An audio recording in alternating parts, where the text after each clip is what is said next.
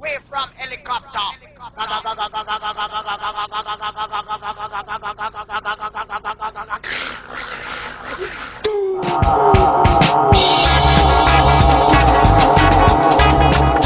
The Sound Clash is one of the most electrifying competitions in music. In a sound clash, DJ crews known as sound systems pit their skills against each other, fighting for the crowd's love and a place in history. Originating in the streets of Kingston, Jamaica in the late 1950s, sound system and clash culture predates dancehall, reggae, and ska. It started with sound systems pulling up on the street, equipped with an assembly of huge speakers, turntables, and mics. Their ultimate goal? Outblast the neighborhood's other sound system.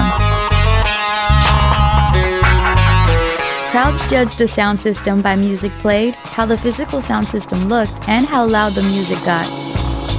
They approved with a forward. A forward can be anything from throwing a gun finger in the air, whistling, banging on walls, or clapping. It can even go as far as lighting things on fire, which in the context of sound clashes is a good thing. The first reported clash was between two prominent names in sound system history. Tom the Great Sebastian, created by Tom Wong, whom many credit as a forefather of the scene, and Count Nick in 1952. Ex-policeman Arthur Duke Reed is another icon. He ran one of the most popular sound systems of the 1950s, called Duke Reed's the Trojan, and was infamous for firing a pair of revolvers, rallying up the already aggressive crowd even more. Duke is on now. Everybody pack up and go home, for Duke is on now. In the 1980s, audience members themselves would show appreciation for a good performance by firing guns into the air. The gunfire was later replaced by lighters and glowing cell phones, but fans may still make hand gestures and sounds to replicate approving gunfire. The central figure of a sound system is the selector, who's responsible for picking which records to play. Selectors were so revered for their choices, they became celebs in their own right. Ainsley Gray was one of the best-known selectors of the 1980s, leading sound systems like Kilimanjaro and Stereo Mars to victory. Now, it wouldn't be a sound clash if competitive systems didn't go at each other's credibility. No, Trevor ranks, or should I say Trevor sucks. So of course, sound systems brought on the insults to gain crowd favor. And the original goat man, I met the goat got meh.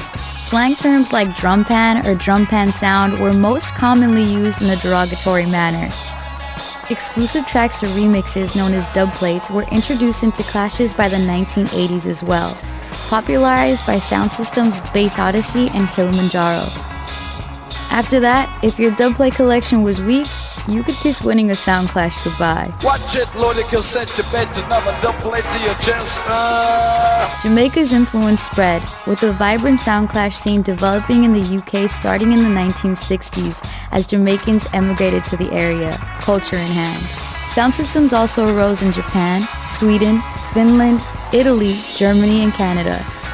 And in the early 1970s, the architect of New York hip-hop, DJ Kool Herc, was so influenced by the sound clash culture of his native Jamaica that he brought sound systems to his parties in the Bronx. In 2010, Red Bull Music Academy launched Culture Clash, a modern spin on sound clashes. Since then, artists like Major Lazer, Disclosure, Just Blaze, and ASAP Mob have played clashes all around the world. Today, the sound clash's spirit of competition and its innovative dubplate techniques have influenced many genres of music, from hip-hop to EDM.